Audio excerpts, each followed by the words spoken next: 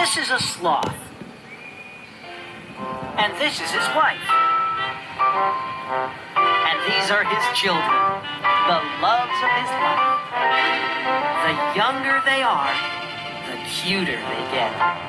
And here is Win-Stanley, the smallest one yet. Now, a sloth is the laziest creature you'll meet.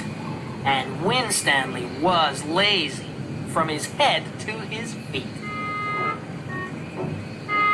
Albert the elephant passed by one day, and the sloth family tree stood right in his way.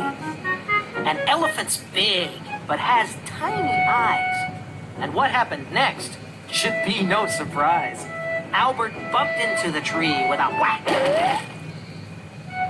And Win-Stanley fell down onto Albert's broad back. But Albert the elephant had a very thick hide, and he never guessed he'd a sloth for a ride. Win-Stanley said nothing. Too lazy to speak, he stayed for the journey that lasted a week.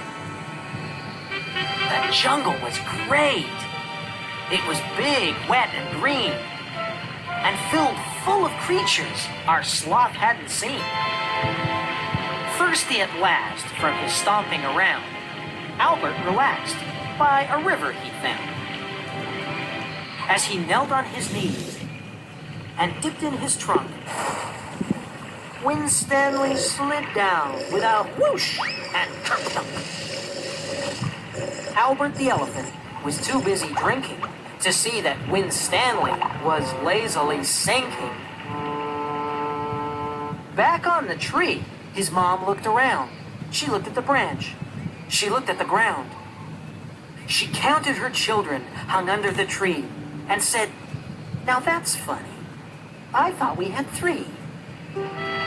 Meanwhile, in the river, her son's eyes opened wide. For the sight he took in beat the elephant ride. Win-Stanley was sinking past bright-colored fish, the type you would never see served on a dish. They were stripy and red and yellow and green. The prettiest sight Win-Stanley had seen. He'd now held his breath for a minute or more when a hippo called Jeff pushed him up to the shore. A bird on Jeff's head flew the sloth through the sky, up over the jungle to help his fur dry.